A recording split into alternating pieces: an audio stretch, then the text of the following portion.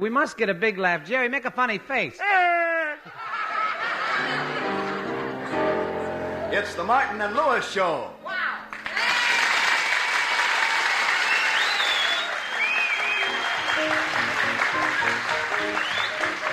The National Broadcasting Company brings you transcribed from New York, the Martin and Lewis Show.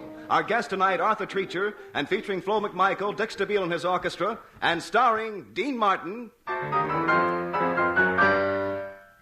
I'm in the mood for love, simply because you're near me. Funny, but when you're near me. And Jerry Lewis. You say you're in the mood for love. Well, love is life, and life is love. I love life, and love life's leaves. Look, I'll be all right.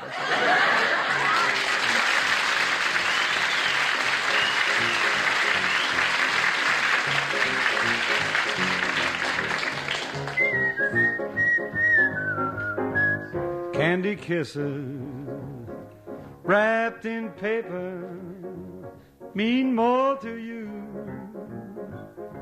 than any of mine. Candy kisses wrapped in paper, you'd rather have them with any old time.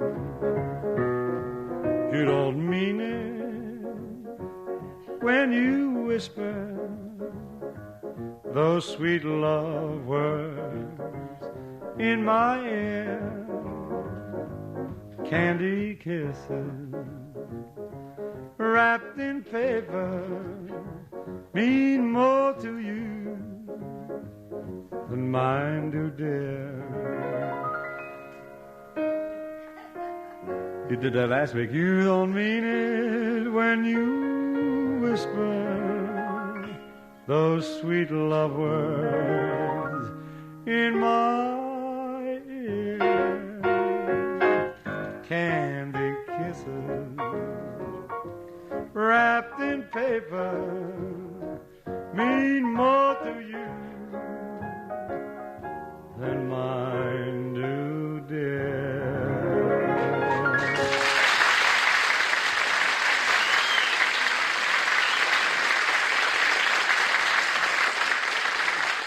Well, folks, today Vogue Magazine is sending over a lady reporter to do a story about Dean and Jerry. Since it promises to be the most important publicity break the boys have ever had, they're pretty excited. Right now, they're fixing up their little apartment so they can make a good impression during the interview. All right, come on, Jerry. Get busy. Get busy. Get busy. I'm working like a beaver dusting this furniture. I know you're working like a beaver, but couldn't you do it faster with your hands? I hope you're going to comb your hair before the lady from Vogue gets here. What for? I combed it this morning. You combed it this morning, did you? Sure. It was very profitable, too. I found 3 marbles and 48 cents in change. Stand aside, Jerry. I got to hang this picture, and now give me a nail. Okay, here. Thanks.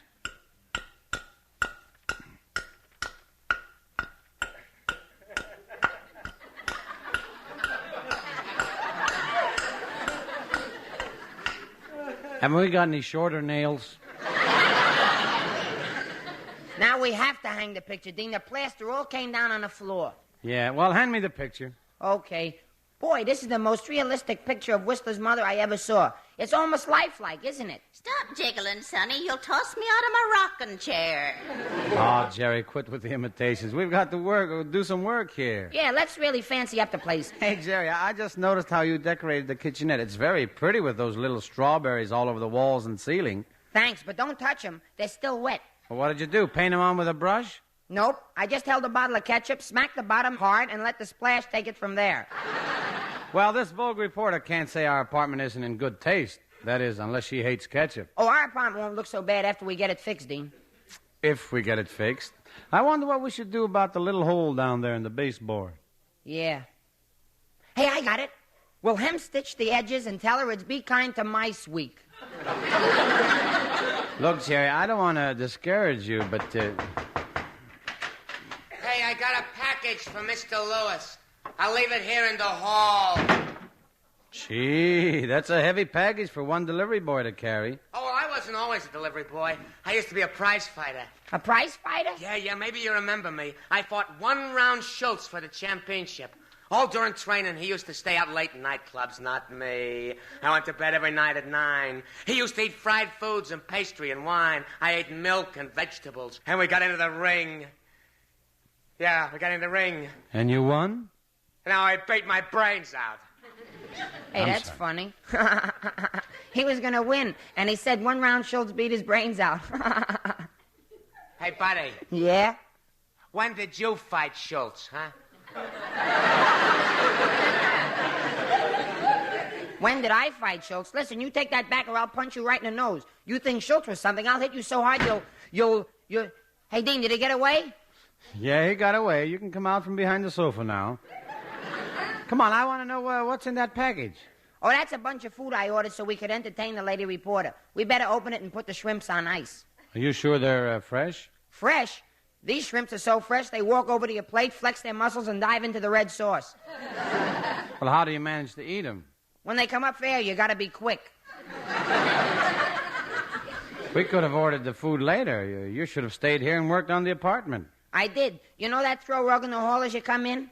The one that always slides forward and makes people fall down? Yeah, just try it now. Okay, I'll open the front door and I'll come in again. Ow! See, Dean? I couldn't do a thing with it. We gotta get that fixed before the lady from Vogue gets here, or she won't write us up. She'll sue us. Oh, Mr. Martin, I heard you groan. You didn't hurt that wonderful voice of yours, did you? No, ma'am. That wasn't where I landed. Say, I've seen you before. Aren't you the president of that new fan club of Dean's, the one that only takes in members over 50 years old? Yes, I'm Mrs. Taproot. And how are all the members today, Mrs. Taproot? Oh, wonderful, Mr. Martin. They asked me to come by and tell you how wonderful your last program was. Of course, we listened to every one of your broadcasts, Mr. Martin. But, Mrs. Taproot, I'm on a program, too, in between Dean's songs. That's my voice you hear. Not on our radio. We have a static eliminator. Oh, I hope I'm not disturbing you, Mr. Martin. Oh, not at all. We're busy fixing up our apartment for a lady who's coming to write an article about us. Oh, my, it looks real nice. And that aroma, it smells so exotic and mysterious. Did you light some incense? No, that's me. I'm chewing pistachio sen-sen. Oh, it's very nice. It smells sort of like Mr. Martin's sound. Jerry, if you say one word, I'll break your neck. What do I get for thinking? I guess you weren't kidding about all the fan club members being 50 years old, Mrs. Taproot. No, except I have a confession to make. I liked you so much I fibbed to get into the club. I'm only 30 years old. Gee, Dean, if Mrs. Taproot's only 30, she must have hit 50 so hard she bounced. Jerry. Well, I should have said practically 30. Actually, I'm just sailing happily into my 40s. Sailing into your 40s? Yes. Gosh, it's too bad you went by way of Cape Horn. Jerry, you should think before you speak. I don't understand this fan club at all, Mrs. Taproot. I thought it was only the young girls who swoon when Dean sings. Well, we may not drop as fast as the young girls, but once we go down, we stay longer. Well, that's very flattering. Oh, and not only that, Mr. Martin. When you send us older girls, we go faster. We already know the way. But I mustn't wear my Malcolm out. Goodbye. We'll be listening Sunday. Bye, Miss Taproot. Bye. Isn't she a nice lady, Jerry? I'm glad she didn't slip on this throw rug like I did. Who's there now? It's me, the manager. We'll have it in the morning. Open up this door at once. What's the meaning of all these complaints I've gotten about you two making a lot of noise in there? We were only doing a little decorating, and we were using very soft ketchup. All right, I'll open the door myself. What do you mean, decorating? Oh, good heavens. You've put nails in my walls. You've cracked my beautiful plaster walls. You've ruined my ceiling. But the floors are still slippery, aren't they? Here, let me help you up. You see, we were just fixing the place up a little. Fixing it up? That's right. See what we did there in the kitchenette? How do you like it? Now, that's an interesting criticism. Look, as long as you're the manager, I got a complaint, too. For 6 months, you've been promising us a door on the bathroom. Well? Well, nothing. We're getting tired of taking showers with our clothes on. Look, we don't insist on the door. We just want to have a nice place to receive a reporter this afternoon. You're too easy, Dean. I'll take care of this. Now, listen, we rent this place and we'll improve it all we want. Now, you listen. You forgot to pay your rent last week, so get out. That's final. Out. Well, Jerry? Gee, now we got no place to live and no place to meet that reporter and nowhere to go. And, Dean... What? I made a boo-boo.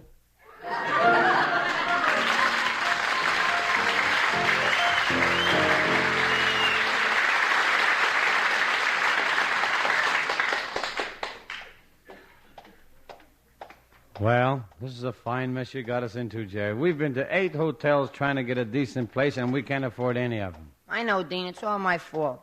Now the woman from Vogue can't interview us. What? She won't be able to find us, and she'll hate us. Oh, Jerry. No, we're washed up, finished, through. What? We're washed up, finished, through. Oh, Jerry, straighten up and stop the crying instantly. Okay, Dean. I'll stop. Anything you say. And stop the sniffling, too. Now you don't like me either. Jerry, of course I like you. Now stop crying. When I get us in trouble like this, Dean, I get so discouraged. I think I'll do something desperate. End it all. End it all? Yes, and I know how. I'll sneak up behind those bushes at the YWCA swimming pool, climb up to that little window, and look myself to death. Oh, stop bragging. You blush when you see a clothesline on a windy day.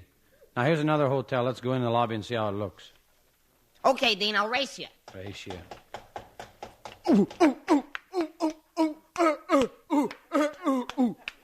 Jerry, what happened? You know how much fun I always have running up on the down escalators and running down on up escalators? Yes? Well, you can't do it with a revolving door.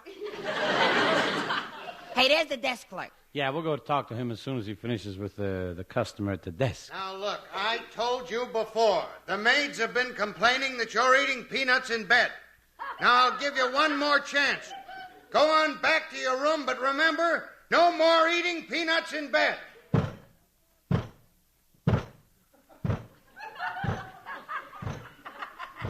Well, come on, Jerry. Wait, Dean. I want to see that elephant get on the elevator.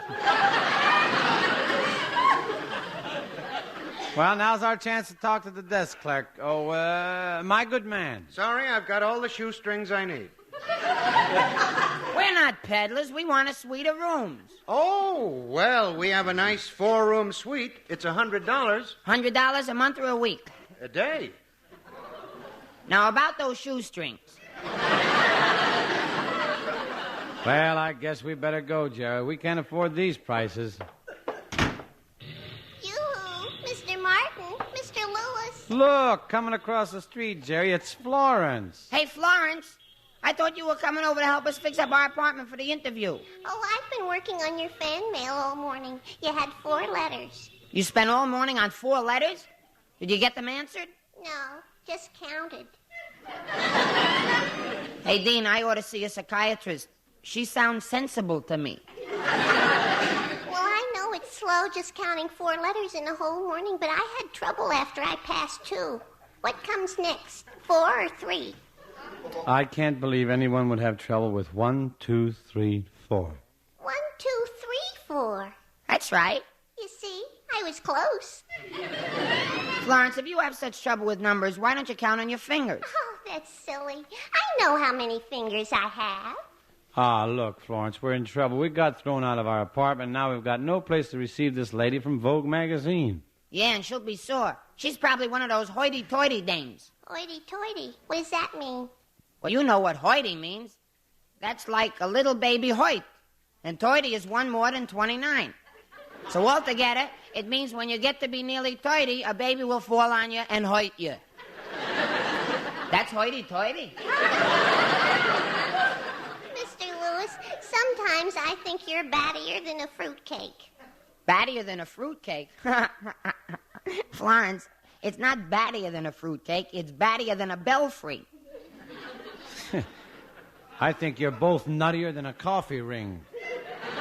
Oh, I bet you say that to every fruitcake you meet. This is all very pleasant, but it's not helping us get our picture in Vogue. Oh, Mr. Lewis, you mean your picture will be in the magazine just like a man of distinction? Jerry doesn't drink. He'd look pretty silly sitting there with a glass of Dr. Brown's celery tonic in his hand. Don't kid yourself about Jerry Lewis. Last night I had 2 Zimby cocktails. You mean zombies? No, Zimbies. It's soda pop with 2 yeast cakes in it. Wow. Gee, it's a shame you aren't important actors like my dream man, Arthur Treacher. You could get a nice place easy. What's Arthur Treacher got to do with it?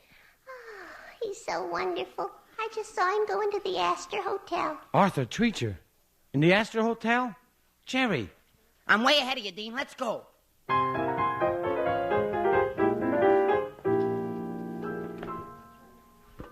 Boy, what a luxurious hotel, huh, Dean? Boy. All right, it's luxurious. Why make such a big fuss? Oh, gee, Dean, I never saw gold-plated mice before.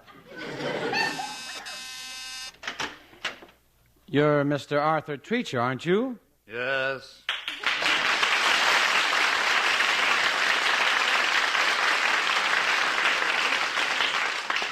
You're the actor from Hollywood. Yes.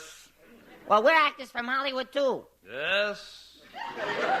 And we'd like to ask a favor. Favor? I'd love to accommodate you, but unfortunately I checked out yesterday. You can't fool us, Mr. Treacher. I'd recognize you anyway. You're so tall and distinguished. Oh, you think I'm tall and distinguished, eh? You bet. Why, you look just like Mickey Rooney on stilts. Mickey Rooney on stilts? Yes, sir. Tell me, are you really that tall, or did your elevator shoes get stuck between floors? Well, confidentially, I'm 3 midgets. I used to be an acrobatic act. Now go on, scram urchin, no autographs today. All right, I'll do the talking, Jerry. Mr. Treacher, I'm Dean Martin, and this is Jerry. Oh, how cute. Is he pedigreed? Hey, look there, I'm Jerry Lewis. I'm on the radio. Jerry Lewis, oh my word, I'm very sorry for what I said about the way you look. Well, that's better. If you're Jerry Lewis, you've got a right to look that way. Now, wait a minute, Mr. Treacher. Jokes are my racket. I tell jokes for a living. You're quite sure? That they're jokes? No, that you're living. Mr. Treacher, I'd like to know one thing. And what would that be? Are you for real? Ah, Jerry. Well, I got a right to be sore. He won't even let us ask a favor. He's going to ruin my chance of getting in Vogue. You in Vogue? That's right. Good heavens, surely you're not going to try to model a strapless sunsuit. Now, just a minute, Mr. Treacher. You are kidding us. A man modeling a strapless sunsuit. No one would even consider that.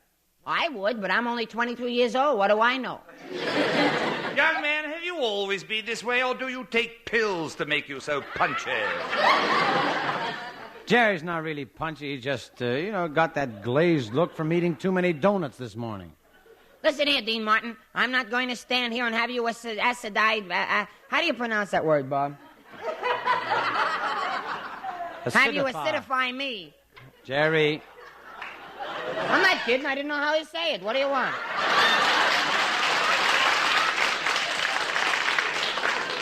Dean Martin, you ridicule me in public. You won't let me sing on our show. And when you do, you make me sing funny. And I'm getting sick of it. Do you hear? Sick, sick, sick. Jerry, you keep talking like that, and you know what it means. No, Dean. Yes. No. Yes. No. Not the cod liver oil. I'm big now. I'm not the lovable little toddler in rompers who touched your heart in the early days. I'm a man of the world. I can't stand that horrible stuff. The spoon in your hand coming closer, closer, ever closer to my protesting lips. No, no, no. Ah! Ladies and gentlemen, you have just heard a ham that even armors couldn't cure. Mr. Martin, will you please get that bebop version of Uncle Tom's Cabin out of here? Not until you've heard what we have to say, Mr. Treacher. Well, what do you have to say? I'll tell you. In the first place, this is a pretty nice joint you got here. This joint just happens to be a penthouse. A penthouse? Certainly. When I'm in New York, I always like to have some place to change my pence. Change his pants. Change his pants. Yeah, change his pants. Well, now about that favor we wanted to ask. Yes, I knew the joke couldn't have been that funny. Well, the truth is, Mr. Treacher, we wanted to borrow your penthouse just for this afternoon. Yeah, to make an impression on a reporter from Vogue. Now, will you help us out? I categorically refuse to consider any portion of such a dastardly proposition. My final summation is an absolute negative. Well, out with it, yes or no? Jerry, what he said meant no. But, Dean, we gotta have this place. We gotta stall, I know. You sing to him while I try to think of something. Well, we can't lose anything. How about listening to a song, Mr. Treacher? I also categorically refuse to consider any portion of such a ridiculous subterfuge. And again, my final summation is an absolute negative. Well, thank you. You're going to like this number. I hope. If I only had 3 wishes, here is just what I would do. First, I'd wish for days of gladness with a someone sweet and true. For my second wish, a dream house, cozy fireside for 2. And the last of my 3 wishes, please love me as I love you. For my second wish, a dream house, cozy fireside for 2. And the last of my 3 wishes,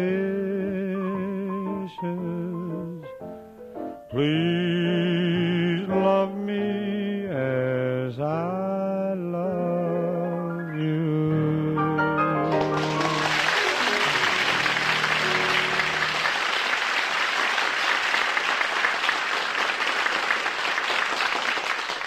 Hey, that was wonderful, Dean. Wasn't it, Mr. Treacher? Now, you see, we're really fellow actors. You got to lend us your apartment. What do you say? Pretty please with sugar on it? No. Pretty please with honey on it? No. Pretty please with molasses on it? Mr. Lewis, you're dripping all over the carpet. Ah, come on, Jerry, it's no use. And you didn't help matters any putting on that strapless sunsuit.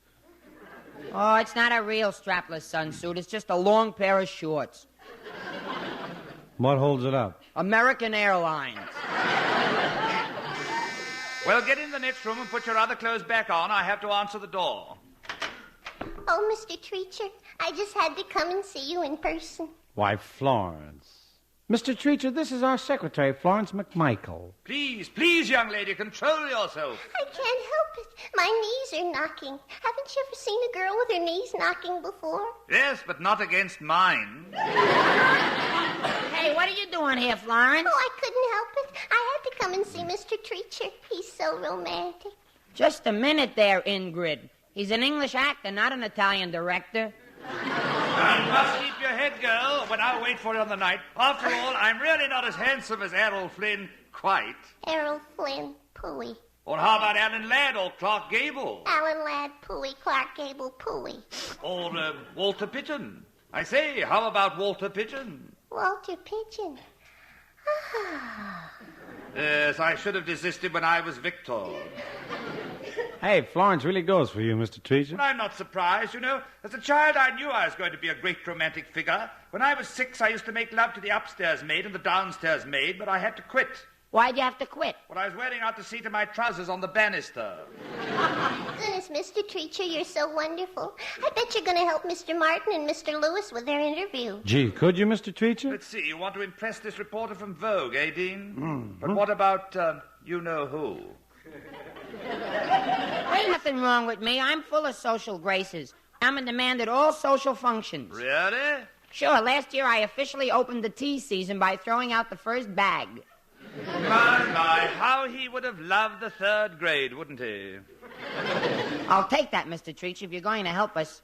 Maybe you could act like our butler. I'll never play a butler part again. My roles are all alike.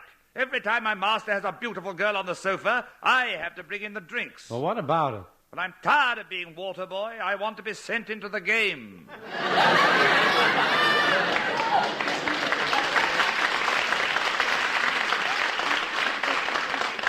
But think how impressive it would be if you were my butler. You want me to act as a gentleman's gentleman? Impossible. But why? Well, one gentleman short. Couldn't you stretch a point and do it just this once? Oh, well, all right. You know, in my last 50 pictures, I've been a gentleman's gentleman. I am now a schmo. Florence, call Miss Trenton and tell her to meet us here instead of our apartment. Oh, boy, we're going to live.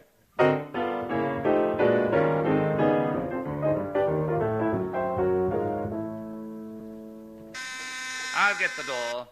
That must be her, Dean. How shall I act? Well, let's see. Formal but still friendly. Formal but friendly, yeah. Miss Trenton of Vogue Magazine. Well, hello, Miss Trenton. I'm Dean Martin. This is Jerry Lewis. Hello. How do you do? You want a neck? I've been dying to do this interview of you boys because I've been so utterly curious. And I'd like to ask Jerry the first question. Oh, sure, anything. What is it? Are you for real? Sometimes I'm not for sure. You see, I haven't been too well. Naturally, in my position, I went to the best specialists in the country. The Mayo brothers? No, Hart, Schaffner, and Marx.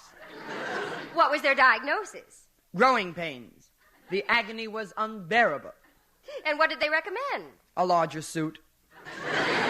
You see, Miss Trenton, being a comedian, Jerry just, this way quite often. Actually, he's well-educated, cultured, and a college man. Certainly, Miss Trenton, I have every degree offered by Yale. A Ph.D.? I don't know for sure. How do you pronounce it? Jerry, old boy, surely there's something you can do in the other room. Why don't you see about the refreshments? Oh, sure. I'll put on my baseball shoes and go spike the punch. Well, what about you, Mr. Martin? Oh, the usual dull thing, Born extremely wealthy. I remember when I was a young little boy and how our butler used to answer the telephone when we got a call. That impressed you? Yes, it was fun to watch him racing down 6 flights of steps to the candy store. Treacher's busy with the crumpet warming, so I'm serving a spot of tea, Miss Trenton. Oh, why, yes, thank you. Righto, here you are. Oh! Gerald, when she says she wants a spot of tea, she means she wants to drink it. You don't slosh it on her sleeve, Oh, sorry. Here, have some lemon. And that doesn't go on her sleeve either. Never mind. Mr. Martin was just telling me of his wealthy birth. What about you, Mr. Lewis? Oh, ditto and pip-pip. I was brought up in the lap of luxury. We were so rich I wore chinchilla diapers. My goodness, chinchilla diapers? Yes, made from live chinchillas, of course. Perhaps it would be of interest to your readers to know that Gerald and I recently returned from Europe for the polo here. Oh, so you've been to Europe. I presume you went via the Queen Mary. Oh, so you've heard of our yacht. And I must make a note that you play polo. I'm impressed. Oh, it's nothing. It's a simple game, and if you happen to be dealt the right cards, you win.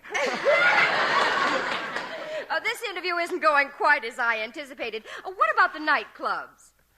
Or perhaps we were seen last night. Dean and I did take a covey of debutantes to the Stork Club. Oh, to the Stork Club? Yes, it was such a kick, slumming, This whole interview is very curious. Could I speak to your butler? Oh, quite. Treacher? I'd like to ask you one question. Are these boys really big society personages? Oh, it's the truth. They really are. So help me, Sir Cedric Hardwick. Now, look, I've seen the Martin and Lewis act too often to believe that. And further, I've seen Arthur Treacher in too many movies not to recognize him. I also know that this is Mr. Treacher's penthouse. And I know that you two boys were evicted from your apartment today. I'd suggest you put your cards on the table. Okay. All right. Now, what have you got to say? Well, how about a couple of hands of polo?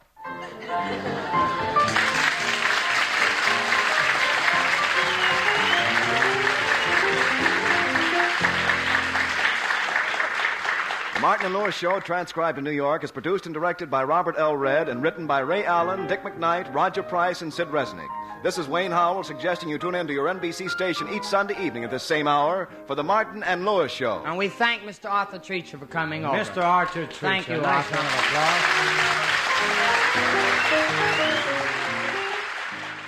applause. This is NBC, the national broadcasting company.